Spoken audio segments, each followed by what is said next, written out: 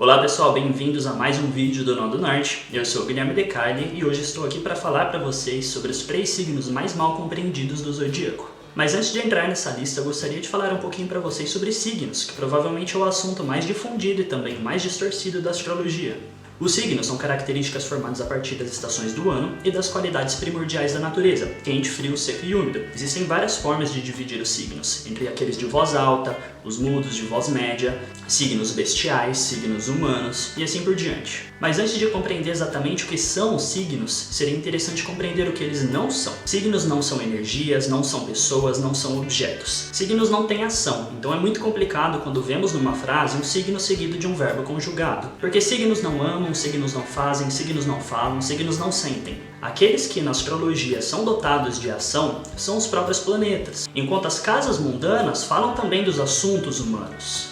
Não existe, portanto, signo do sexo, signo do trabalho, signo do dinheiro, signo da alimentação, porque esses são temas que pertencem tanto aos planetas quanto às casas, que são totalmente diferentes do signo. Enquanto os signos são formados a partir das estações do ano, como eu acabo de mencionar, as casas mundanas elas surgem a partir do movimento primário do Sol. Não é correto, então, relacionar Áries a casa 1, Touro a casa 2, Gêmeos a casa 3, a não ser que você esteja falando de astrologia médica, que é um ramo muito específico e com propósitos definidos. Vocês podem pensar os signos como espécie de armaduras ou armas que servem aos planetas. Se a astrologia, o mapa natal, é uma espécie de grande campo de guerra, onde alguns planetas se aliam e outros lutam contra si, dentro de determinadas casas que seriam os setores da nossa vida, nós podemos entender então esses signos como instrumentos utilizados por esses planetas para que eles possam atingir os seus próprios objetivos. Dessa forma, existem planetas que se sentem confortáveis ao utilizar determinados signos e outros que não se sentem confortáveis utilizando outros signos, que são chamados respectivamente as dignidades e debilidades essenciais, como por exemplo domicílio, exaltação, termo, queda, deprimento e assim por diante. Essas são debilidades essenciais muito utilizadas na astrologia. Feita essa introdução, vamos então para o primeiro signo dessa lista, que é o signo de Libra. Eu considero Libra um signo mal compreendido porque as pessoas costumam associar as características do signo às qualidades, na verdade, do Sol naquele signo. O Sol ele se tornou muito popular na astrologia desde que ela começou a ser recuperada após a Revolução Científica e também muito antes, aos séculos de perseguição a essa arte divinatória. O Sol ele passou a ser associado como personalidade, mas o Sol, na verdade, ele representa o nosso poder, brilho pessoal, de alguma maneira representa a individualidade, mas não a personalidade em si, que é visto por outros fatores do mapa. De qualquer modo, o Sol, quando está no signo de Libra, ele se encontra debilitado, ou seja, ali ele tem sua queda, sua humilhação. Afinal de contas, é o astro que representa o poder, a autoridade, e Libra é um signo regido pela Vênus, que não tem essas características que visam a vitória, a conquista e deixar uma marca no mundo. A Vênus ela é mais diplomática, então podemos pensar que o Sol no signo de Libra é como um rei que fica à mercê de outras terras estrangeiras e ele cede demasiadamente a sua vontade em prol do outro e acaba anulando a si próprio. Diante disso, Libra passou a ser entendido como um signo de insegurança, de inatividade, de aceitação. Entretanto, Libra é um signo cardinal, ou seja, ele inicia uma estação do ano e a sua polaridade é positiva, o que o torna ativo. Então os planetas que se utilizam das características de Libra, mas não possuem debilidade nesse setor, como o Sol e Marte, eles estão propensos a ir à busca de interação social, de firmar acordos, de deliberar, ponderar e equilibrar as coisas, retirando então os excessos. Saturno, que é o planeta dos limites, não por acaso, ele se exalta no signo de Libra. Quem tem Libra no ascendente, por exemplo, caso outros fatores do mapa colaborarem, fica propenso a iniciar novos projetos a partir do mundo das ideias, das associações, das alianças e assim por diante. Libra, então, ele proporciona segurança aos planetas, como Mercúrio, Saturno, a própria Vênus, e Júpiter também, que rege a triplicidade participativa do elemento ar. A Lua ali está peregrina e em determinado ponto do signo de Libra, ela fica chamada na via combusta, que é uma debilidade para a Lua, a partir dos 15 graus, até depois uma parte de Escorpião. Entendam, então, que é só o Sol e o Marte que não se sentem confortáveis ali, e a Lua em determinado ponto, mas os demais planetas eles ficam bastante ativos no signo de Libra e seguros de si, podendo usufruir de sua própria natureza com fluidez. Vamos então para o segundo signo dessa lista, que é o signo de Escorpião. Escorpião é um signo feminino do elemento água e de modalidade fixa, Os signos fixos eles preservam a estação do ano, porque eles a mantêm. Escorpião ele é extremamente associado ao sexo e à morte, o que não deve ser feito. Se você prestou atenção na primeira parte desse vídeo, você verá que os planetas, que são os donos, né, dos temas do mundo, assim como as casas mundanas.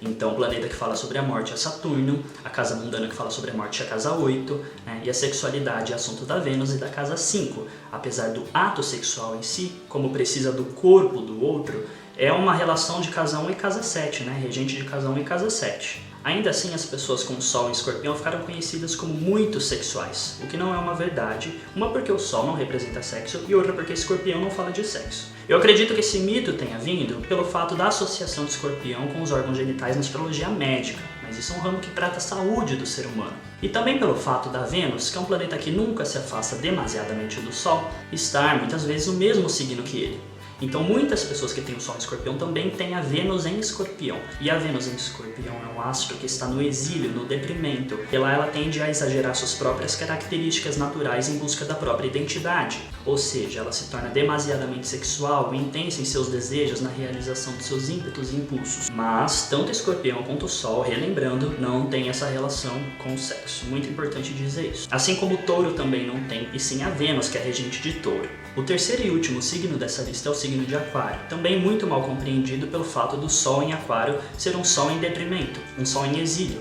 Como a astrologia hoje em dia, infelizmente, é baseada totalmente no signo solar, as pessoas associam as características de Aquário, na verdade, quando estão falando do Sol no signo de Aquário. O Sol em Aquário é novamente o rei numa situação de desconforto. Ele não gosta daquele setor, porque ele está longe de sua própria casa, que é Leão.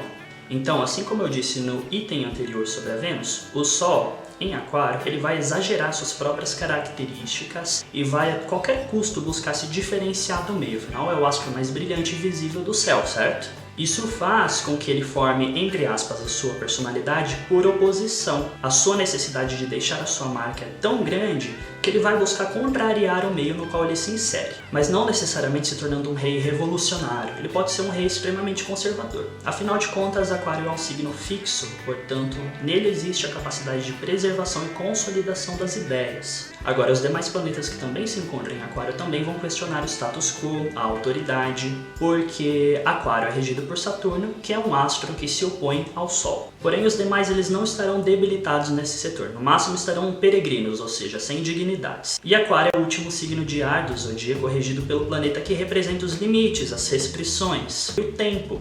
Então, ali, os astros terão a capacidade de materializar a ideia, compreender os processos, os mecanismos, as causalidades e as consequências, enxergar as coisas de uma perspectiva ampla, não necessariamente observando os detalhes, mas entendendo os processos. Aquário é associado pelo astrólogo Marcos Monteiro como uma reunião de cúpula, ou seja, como um encontro de pessoas sábias que vão discutir as diretrizes e as direções de determinado projeto. Aquário, como o próprio nome já sugere, tem alguma relação com a água, certo? Mesmo sendo um signo do elemento ar. Em alguns textos antigos, Saturno é relacionado a atividades no mar, nos rios, com a pesca, navegação e assim por diante.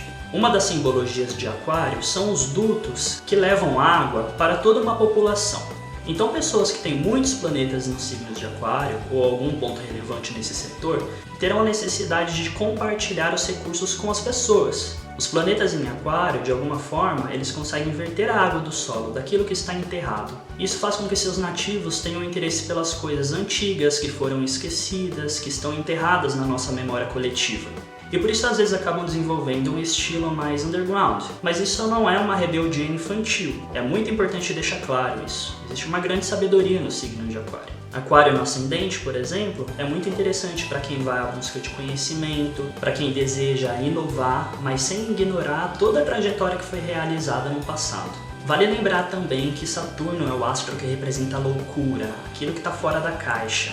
Então as pessoas que possuem essas características mais aquarianas, não necessariamente dadas pelo Sol, elas também podem ser um pouquinho lunáticas. É importante não associar Aquário diretamente com atos revolucionários, muito menos a rupturas e separações, que são características bem mais marciais. Marte é o planeta dos cortes, das separações, das rupturas. Ele é oposto a Vênus, que é responsável pelas uniões, pelas alianças, pela própria diplomacia. Planetas que se dispõem das características de Áries, um dos domicílios de Marte. Sendo Áries um signo cardinal do elemento fogo e masculino, possuem então um impulso muito mais forte para revolucionar, porque ali eles ficam com coragem e atividade suficiente para abrir caminho meio a uma mata fechada, por exemplo. A densidade, não se preocupando em deixar um rastro de destruição naquilo que está consolidado. É o primeiro signo do zodíaco, então ele realmente vem trazer o novo para o mundo. É isso então, pessoal, espero que vocês tenham gostado bastante desse vídeo, tenham aprendido com ele. Se possível, deixem um like nesse vídeo e se inscrevam no canal também. Continue acompanhando o meu trabalho tanto no YouTube quanto no Facebook.